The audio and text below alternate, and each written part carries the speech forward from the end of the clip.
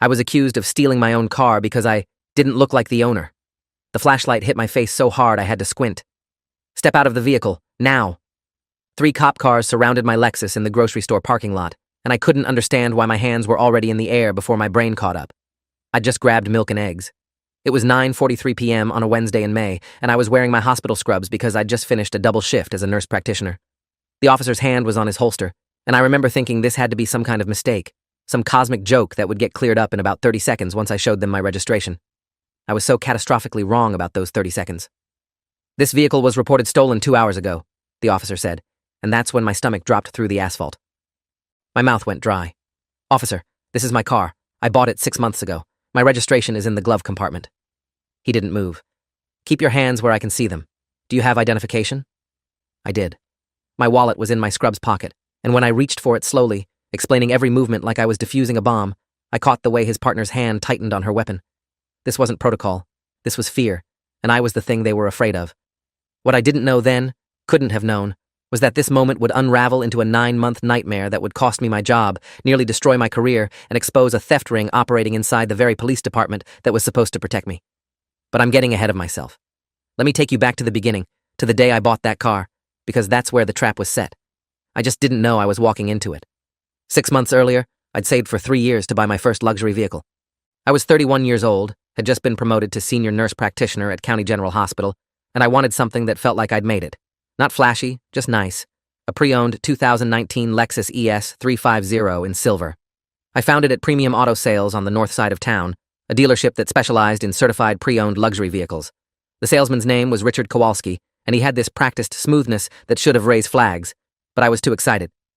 "Beautiful choice," he'd said, running his hand along the hood. "One owner, perfect maintenance records, clean title. You've got excellent taste, my friend." The financing went through without a hitch. I put down $15,000, money I'd scraped together from overtime shifts and careful budgeting.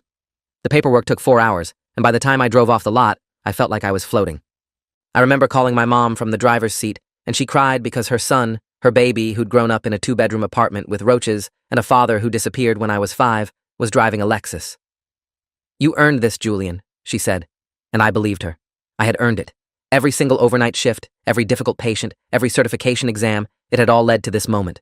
The car smelled like leather and possibility, and when I parked it in my apartment complex that night, I took a picture and set it as my phone background. For 6 months, everything was perfect. I drove that car to work every day, took meticulous care of it, kept up with the payments religiously. I even joined an online owners group where people shared maintenance tips and modifications. My life had a rhythm: work, gym, occasional dates that never went anywhere because I worked too much, and Sunday dinners with my mom where she'd make her arroz con pollo and ask when I was going to give her grandchildren. Normal. Beautifully. Devastatingly normal. And then came that Wednesday night in May, the grocery store, the flashlights, and the moment my normal shattered like safety glass. "This doesn't make sense," I said to Officer Stevens, according to his name tag, as he examined my license and registration. "I've owned this car for 6 months. I have all the paperwork. I have the loan documents from the credit union." He wasn't listening. He was on his radio, reading off my information to dispatch, and I could hear the tinny response. "Registered owner is a vehicle matching this description reported stolen at 1920 hours by Kathleen Montgomery. White female, age 53, registered address in Westwood Hills." I felt my mind stutter. Kathleen Montgomery. I'd never heard that name in my life, and she was reporting my car stolen? "There has to be a mistake," I insisted, but Officer Stevens just shook his head. "Sir, we're going to need you to come down to the station. You can follow in a patrol car. We'll get this sorted out." Sorted out. Like it was a clerical error, like my entire world wasn't tilting on its axis. They impounded my car. Right there, in the grocery store parking lot, they hooked up my Lexus and towed it away while a crowd gathered to watch. I saw my neighbor's kid pointing at me, and I wanted to disappear. I'd never been arrested before, never even had a speeding ticket. I was the person people called responsible, boring even. And now I was being put in the back of a patrol car because someone I'd never met claimed I stole the car I'd been paying for half a year. The police station smelled like coffee and industrial cleaner. They put me in an interview room, the kind you see on TV with the metal table and the mirror that's definitely two-way glass. I sat there for 90 minutes before anyone came to talk to me. 90 minutes where I replayed every moment of buying that car, looking for something, anything that might explain this. Had I missed something in the paperwork? Was this some kind of elaborate scam? My phone had been taken as evidence, so I couldn't call anyone, couldn't check my email for the purchase documents, couldn't do anything except sit and spiral. Detective Alan Greenberg finally walked in at 11:17 p.m. I remember the time because I kept staring at the clock, watching my life tick away in second-hand increments. He was maybe 50, built like he'd been athletic once but had settled into middle-age thickness, and he had this expression I couldn't read. Not hostile, but not friendly either. Professional detachment.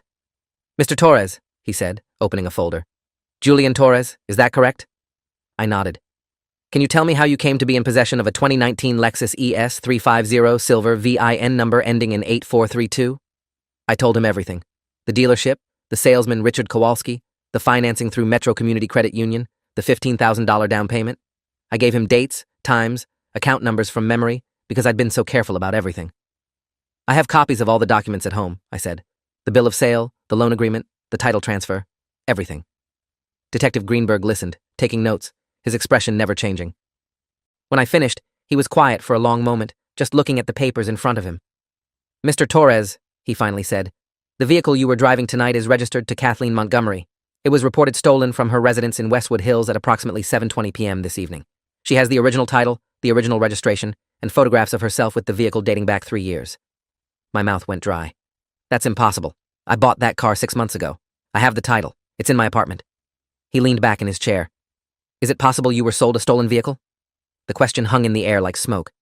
I bought it from a legitimate dealership. Premium Auto Sales. They're a certified dealer. They wouldn't sell stolen cars. Detective Greenberg's expression shifted slightly, and I caught something that might have been pity. Mr. Torres, we're going to need to see all your documentation. Everything related to this purchase. In the meantime, I need you to understand the seriousness of the situation. You were in possession of a stolen vehicle. Whether you knew it was stolen or not, that's a felony in this state. The words hit me like a physical blow. Felony. My nursing license required a clean criminal record. A felony conviction would end my career, everything I'd worked for, gone. I didn't steal anything, I said, and I hated how my voice cracked. I bought that car legally. I've been making payments on it for 6 months. They let me go at 1:30 a.m. with instructions to bring all my paperwork to the station the next day. I had to call my friend Wesley to pick me up because my car was an impound and my phone had finally been returned, but the battery was dead. Wesley drove a beat-up Toyota truck and listened to my story in stunned silence. That's insane, he kept saying. That's absolutely insane, Jules. It was insane. It was also happening, and as Wesley dropped me off at my apartment complex at 2:15 in the morning, I felt like I was moving through a nightmare that had no end. I didn't sleep that night. I sat at my kitchen table with every document related to that car purchase spread out in front of me. The bill of sale from Premium Auto Sales, signed by Richard Kowalski, the financing agreement from Metro Community Credit Union, the title transfer document, the insurance paperwork, the maintenance records, every oil change receipt, every payment confirmation. It was all there, all legitimate, all real. How could this be happening? I took photos of everything with my phone, uploaded them to cloud storage, made physical copies. At 5:30 a.m., I emailed my supervisor at the hospital saying I had a family emergency and wouldn't be in for my shift. I'd never called out before. Not once in 6 years. At 9 a.m., I was back at the police station with a folder 3 inches thick. Detective Greenberg met me in the lobby, and he looked tired. Mr. Torres, thank you for coming in. Follow me. We went to a different room this time, a smaller office with a desk covered in papers and cold coffee cups. He sat down across from me and started going through my documents methodically, comparing them to something on his computer screen. The silence stretched out, punctuated only by the shuffle of paper and keyboard clicks. After 20 minutes, he looked up at me, and his expression had changed. Now it was definitely concern. Mr. Torres, I need you to understand something. The documents you've provided appear legitimate. The signatures, the notary stamps, the VIN number, all of it matches what should be on a legal sale. But there's a problem. He turned his monitor toward me, and I saw a DMV record for a 2019 Lexus ES350 with the same VIN number. The registered owner was Kathleen Montgomery. The registration date was 3 years ago. This doesn't make sense, I said, and I could hear the edge of panic in my voice. How can we both have legitimate documents for the same car? Detective Greenberg tapped a pen against his desk, thinking. There are a few possibilities. Title washing, where a stolen vehicle gets fraudulent documentation from another state. VIN cloning, where the VIN from a legally owned vehicle is duplicated onto a stolen one. Or, he paused, choosing his words carefully. Someone at the dealership sold you a vehicle they didn't actually have title to. The implications crashed over me. So, I'm the victim here. I bought a car I thought was legitimate and I got scammed. He nodded slowly. Possibly. But until we can verify that, you're still in possession of a stolen vehicle. Technically. I felt my chest tighten. What does that mean? Am I being charged? Detective Greenberg shook his head. Not at this time, but the vehicle remains impounded as evidence. And we'll need to investigate the dealership. This could take weeks, possibly months. In the meantime, you're out a car and out the money you've paid. $15,000 down plus 6 months of payments at $480 a month. Almost $24,000 gone. What about Kathleen Montgomery? Does she get her car back? Another nod. Once we process the evidence, yes, it's her vehicle legally. The injustice of it was staggering. I'd done everything right. I'd saved money, I'd gone through a legitimate dealership, I'd signed legal documents, and now I was the one losing everything while the person who'd scammed me was nowhere to be found. What about premium auto sales? What about Richard Kowalski? Detective Greenberg's expression darkened. We'll be investigating, but I need you to prepare yourself for the possibility that they're gone. Dealerships like this, if they're running scams, they tend to shut down and disappear once someone catches on. The building might be empty by now. He was right. I drove by Premium Auto Sales that afternoon in Wesley's borrowed truck, and the lot was abandoned. The building windows were soaped over, the gate was chained shut, and there was a "For Lease" sign stabbed into the dead grass out front. It had been a thriving business 6 months ago, and now it was a ghost. I felt sick. I sat in the truck for 15 minutes, staring at the empty lot, trying to process that my entire financial security had evaporated because of whatever had happened here. My phone rang. It was Metro Community Credit Union. The loan officer's voice was professionally apologetic. Mr. Torres, we've been notified that the collateral for your auto loan has been impounded as stolen property. We'll need to discuss your repayment options. Repayment options? I couldn't keep the disbelief out of my voice. I don't have the car. It was stolen, or I was sold a stolen car or something. I can't pay for a car I don't have. The loan officer, whose name was Patricia Freeman, sighed. I understand this is difficult, Mr. Torres, but the loan was made in good faith based on the documentation provided. The debt remains valid regardless of the status of the vehicle. I wanted to scream. I wanted to put my fist through Wesley's dashboard. Instead, I very carefully said, "I'll call you back," and hung up. That's when the real nightmare began. The criminal investigation was one thing. Detective Greenberg actually seemed sympathetic, willing to believe I'd been scammed. But the financial consequences were immediate and devastating. Metro Community Credit Union wanted their money. My car insurance company, after reviewing the police report, determined that I wasn't covered for fraudulent purchase of stolen property and denied my claim.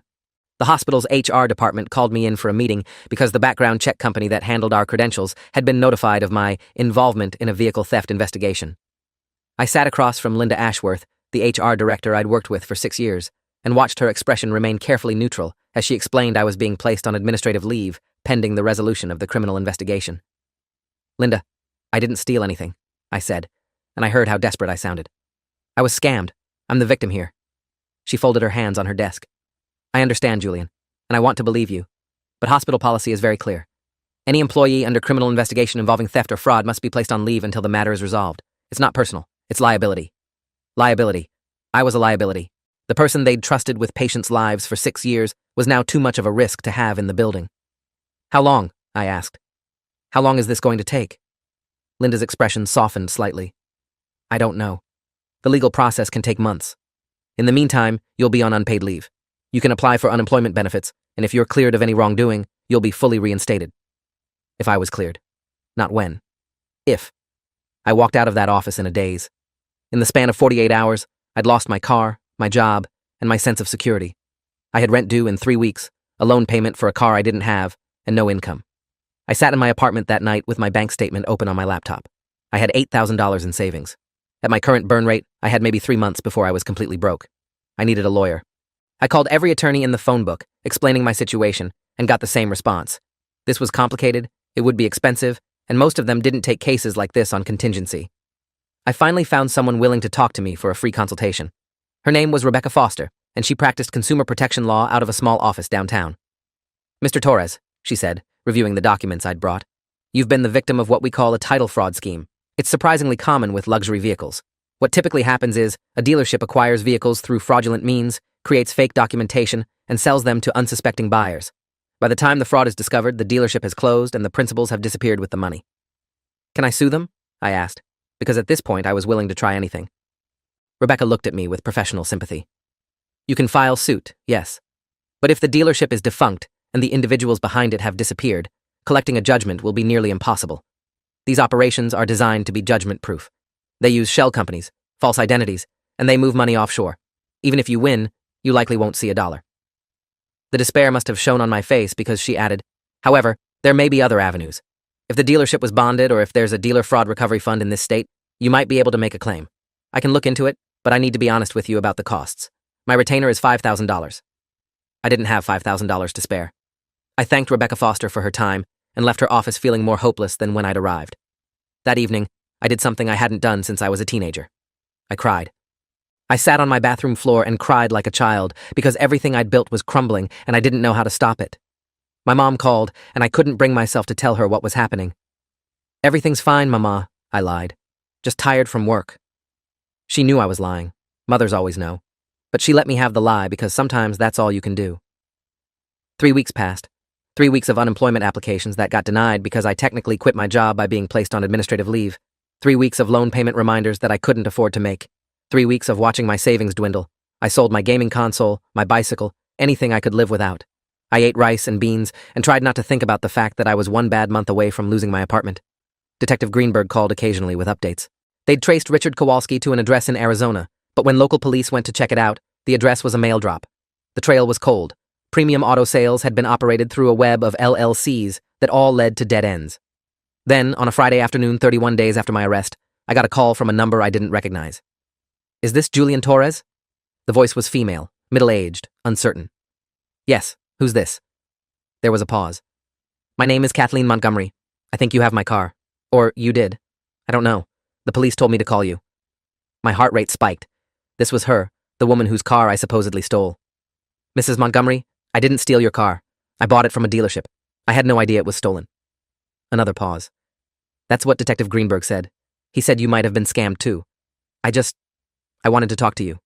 This whole thing is so strange." We met for coffee the next morning. Kathleen Montgomery was exactly as I'd pictured. Well-dressed, professional, the kind of woman who drove a Lexus. She brought a folder of her own, and when we spread our documents on the coffee shop table, the reality of the scam became clear. Our paperwork was nearly identical. Same VIN number, same make and model, but hers was dated 3 years earlier. "I reported it stolen because I got a notice from the DMV about a registration renewal I didn't file," she explained. "When I called to ask about it, they told me the address on file had been changed. That's when I knew something was wrong." "Someone cloned your VIN," I said, understanding clicking into place. "They found a Lexus that looked like yours, put your VIN number on it, created fake documentation, and sold it to me." Kathleen nodded slowly. "That's what the detective said. But here's what I don't understand. How did they get my information? My VIN number? My registration details? All of it. That information should be confidential." She was right. That information should have been confidential. It was stored in DMV databases, accessible only to law enforcement and authorized dealers. "Unless," I said slowly, "someone with access gave it to them." The implications hung between us. Kathleen's eyes widened. "You think someone at the DMV or the police department was involved?" I didn't know what I thought, but the pieces were starting to fit together in a way that made my skin crawl. "I think we need to tell Detective Greenberg about this." We called him from the coffee shop, and to his credit, he took us seriously. "Meet me at the station in an hour," he said, and there was something in his voice I hadn't heard before. Urgency. Detective Greenberg's office felt different this time. He'd pulled in another detective, a woman named Carolyn Phillips, who worked in the financial crimes unit. She was sharp-eyed and direct, and she listened to our theory without interrupting. When we finished, she exchanged a look with Greenberg that I couldn't read. "Mr. Torres, Mrs. Montgomery, what you're describing aligns with an investigation we've been conducting for the past 6 months. We've had reports of multiple vehicle frauds following the same pattern. High-end cars with cloned VINs, fake documentation, dealerships that disappear. But we've been missing a key piece: how the perpetrators are accessing DMV records." "You think it's someone internal?" I said. It wasn't a question. Detective Phillips nodded. "We've suspected it, but we haven't been able to prove it. If we could establish a pattern, if we could show multiple instances where DMV data was accessed prior to these fraudulent sales, we might be able to identify the source." I felt something shift inside me, the first flicker of hope I'd felt in weeks. "What do you need from us?" Detective Phillips smiled grimly. "Everything. Every document, every email, every interaction you had with Premium Auto Sales. We're building a case, Mr. Torres, and you might be the key to breaking it open." Over the next 6 weeks, I became an unpaid investigator in my own case. I compiled every piece of evidence I had: credit card statements showing my down payment, emails confirming appointments with Richard Kowalski, even security footage from the day I picked up the car that I got from the dealership's neighboring business before their cameras were wiped. Detective Phillips was relentless, cross-referencing everything against other fraud cases, building a timeline, connecting dots. She found 4 other victims, all of whom had bought luxury vehicles from dealerships that promptly disappeared. All of the VINs were cloned from vehicles registered in the same county. All of the DMV records had been accessed in the weeks prior to the sales. The break came from an unexpected source. One of the other victims, a software engineer named Thomas Lynn, had installed a GPS tracker on his vehicle after a previous theft scare.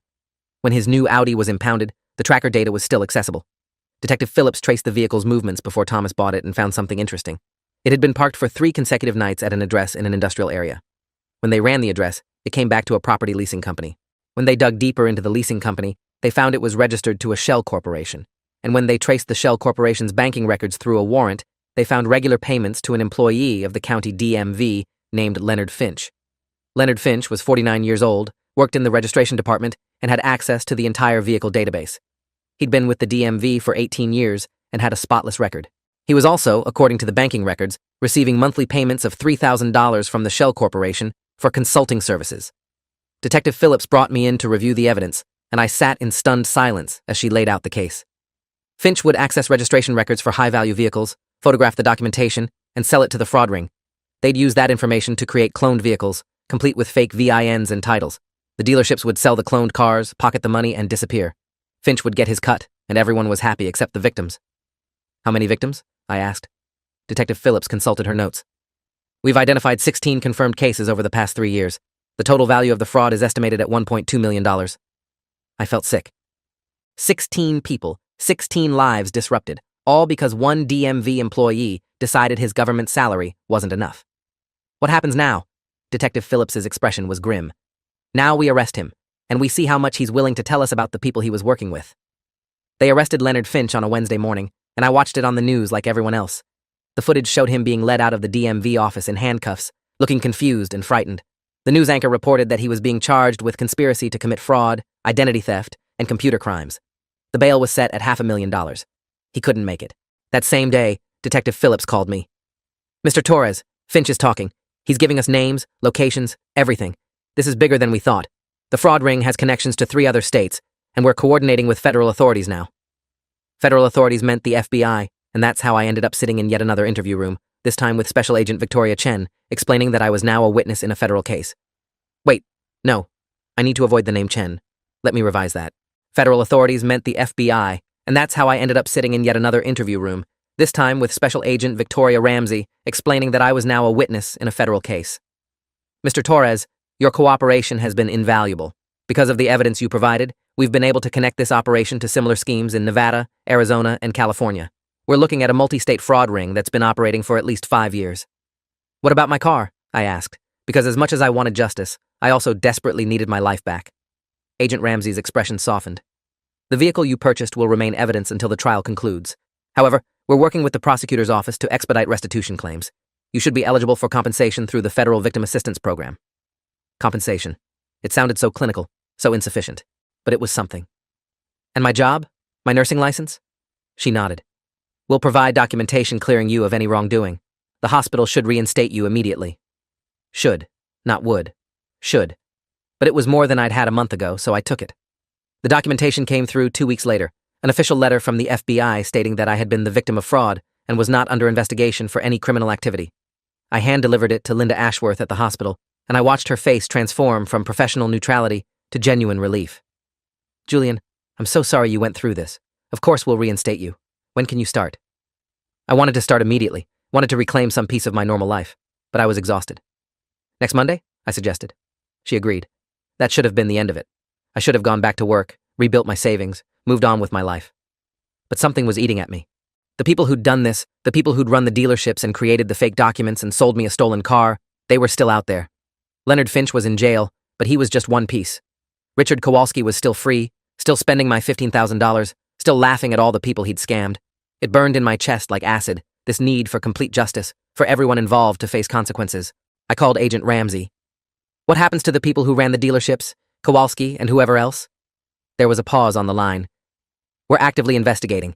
Finch gave us some names and locations, but these individuals are skilled at disappearing. We may not find all of them. That wasn't good enough. I want to help. There has to be something I can do. Agent Ramsey sighed. Mr. Torres, I appreciate your willingness, but this is now a federal investigation. The best thing you can do is continue providing evidence and testimony when needed. Let us handle the rest. But I couldn't let it go. I started doing my own research, spending hours online tracing LLC registrations and business licenses looking for patterns. I joined victim advocacy groups and found other people who'd been scammed in similar ways. One of them, a woman named Alicia Thornton, had been tracking premium auto sales for months. They didn't just disappear, she told me over email. They rebranded. I found a new dealership that opened 3 months ago called Elite Motor Group. Same area, same MO. I think it's the same people. I forwarded Alicia's information to Agent Ramsey, and this time I could hear the interest in her voice. Elite Motor Group? We'll look into it. Mr. Torres, if this pans out, you might have just given us the lead we needed. It did pan out. The FBI conducted surveillance on Elite Motor Group and identified 2 individuals who matched the description of people Finch had worked with. They set up a sting operation, sending in an undercover agent posing as a buyer, and caught the whole operation on tape. The fake documentation, the cloned VIN numbers, the cash transactions designed to avoid banking scrutiny. The raids happened on a Thursday morning 4 months after my initial arrest. Federal agents hit Elite Motor Group and 2 other related businesses simultaneously, seizing computers, financial records, and 16 vehicles that had been fraudulently documented. Among those arrested was Richard Kowalski, who'd been operating under a different name but was identified through fingerprints and surveillance photos. I watched the news coverage with a feeling I couldn't quite name. It wasn't satisfaction exactly. It was more like a wound finally beginning to close. Agent Ramsey called me that afternoon. We got them, Mr. Torres. All of them. 7 arrests total, including 3 DMV employees in different counties who were part of Finch's network. We've seized over $2 million in assets, and we're tracking more. This is going to be a major case. 7 arrests. 3 DMV employees. The scope of the corruption was staggering. What happens now? I asked. Now they face trial, and you'll likely be called to testify. Are you willing? I didn't even hesitate. Yes. Absolutely yes. The trial took place 8 months later in federal court downtown. I sat in the witness box wearing my best suit, my hands folded in my lap, and told my story to a jury of 12 strangers. I walked them through the purchase, the arrest, the financial devastation, the loss of my job. I showed them my bank statements, my loan documents, my emails with Richard Kowalski. I explained how I'd lost almost $24,000 and 3 months of my life to a scam I'd been powerless to prevent.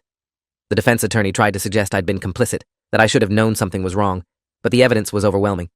I'd done everything a reasonable person would do. I'd been careful, thorough, and I'd still been victimized. When the prosecutor asked me how this had affected my life, I took a moment to find the words. I spent 6 years building a career, building financial security, trying to create a life my mother could be proud of. In one night, all of that was nearly destroyed. I lost my car, my job, my savings. I lost sleep. I lost my sense of safety. I walked into a grocery store to buy milk and eggs, and I walked out feeling like a criminal. That feeling stays with you. Even now, even knowing I did nothing wrong, there's a part of me that's still in that parking lot with flashlights in my face, trying to prove I'm not a thief. The jury deliberated for 6 hours and came back with guilty verdicts on all counts for all defendants. Richard Kowalski got 8 years in federal prison and was ordered to pay $350,000 in restitution. Leonard Finch got 12 years because of his position of public trust. The others got varying sentences, all substantial. But the moment that mattered most to me came after the verdicts, when Agent Ramsey found me in the courthouse hallway. Mr. Torres, the restitution orders mean you'll get your money back. It won't be immediate, and it won't be all at once, but the courts will seize assets and distribute them to victims. You should recover most of what you lost. Most. Not all. But most was more than I'd expected 3 months ago, when I thought I was going to lose everything. The insurance company settled my claim once the criminal convictions came through, cutting me a check for $12,000. The credit union forgave the outstanding loan balance as part of a settlement with the fraud victims. The hospital gave me back pay for the time I'd been on administrative leave, which came to almost $18,000. Piece by piece, I rebuilt. It took a year, but I rebuilt. I bought another car eventually, a modest Toyota sedan this time, nothing flashy. I couldn't bring myself to buy anything expensive, couldn't shake the feeling that it might be taken away. My mom noticed, worried about me, but I told her I was fine. And I was fine, mostly. I'd survived. I'd fought back. I'd helped bring down a fraud ring that had victimized dozens of people. That had to count for something. But here's the thing. They don't tell you about being a crime victim. The trauma doesn't end when the criminals go to jail. I still tense up every time I see a police car. I still get anxious when I make big purchases, obsessively checking and rechecking documentation. I still have nightmares about being arrested, about losing everything I've worked for. Justice was served, the bad guys went to prison, I got most of my money back. By any objective measure, this story has a happy ending. Except it doesn't feel happy. It feels like I survived something that should never have happened in the first place. It feels like I lost something I can't get back, some fundamental sense of security that used to let me sleep through the night. 3 years have passed now. Richard Kowalski is still in prison. Leonard Finch is still in prison. The DMV overhauled their security protocols. The FBI used this case as a training example. And I'm still here, still nursing, still living my life, still driving that modest Toyota. Last month, I got a letter from the Federal Corrections System. Richard Kowalski was requesting permission to send me a message as part of his rehabilitation program. The letter would be screened by authorities, and I could refuse to read it. I almost threw the request away, but something made me check the box that said yes. The letter arrived 2 weeks ago. It was short, handwritten on ruled paper. Mr. Torres, I know this doesn't mean anything, and I know you have no reason to care, but I'm sorry. I'm sorry for what I did to you and the others. I told myself we were just running a business, that people like you could afford to lose the money, that it didn't really matter. I was wrong. I destroyed lives so I could live in luxury for a few years, and now I'm paying for it. I deserve every day of this sentence. I don't expect forgiveness. I just wanted you to know that I see now what I did, and I'm sorry. I read that letter 3 times, sitting at my kitchen table, trying to feel something. Satisfaction, maybe. Vindication. But all I felt was tired. Tired of carrying this anger. Tired of letting what he did define me. I wrote back, 1 sentence. I accept your apology, and I hope you find a way to be better. I don't know if that makes me weak or strong or just human, but it felt like closing a door that had been standing open for 3 years. The other day, I drove past the lot where Premium Auto Sales used to be. There's a daycare center there now, bright and cheerful, with a playground full of kids. The ghosts of that place have been exorcised by laughter and life, and maybe that's how it should be. Bad things happen, terrible things, things that feel like they'll break you. But life keeps moving forward, finding ways to grow over the ruins. I still have my modest Toyota. I still work at County General Hospital, taking care of patients who trust me with their lives. I still have Sunday dinners with my mom, who never asks about the car anymore because she knows it's a wound I'm still nursing. And sometimes, when I'm driving home late at night, I pass through that grocery store parking lot where it all started, and I remember the flashlights and the fear and the moment my world shattered. But now, instead of feeling like a victim, I feel like a survivor. And maybe that's the real justice, the kind that happens inside you when you realize they didn't break you after all. They tried, and they failed, and you're still here, still standing, still fighting, still alive. That's worth more than any restitution check, any guilty verdict, any apology. That's the thing they couldn't steal, no matter how hard they tried. If you enjoyed this, you'll definitely want to see the next ones too. So subscribe now and let me know your take in the comments.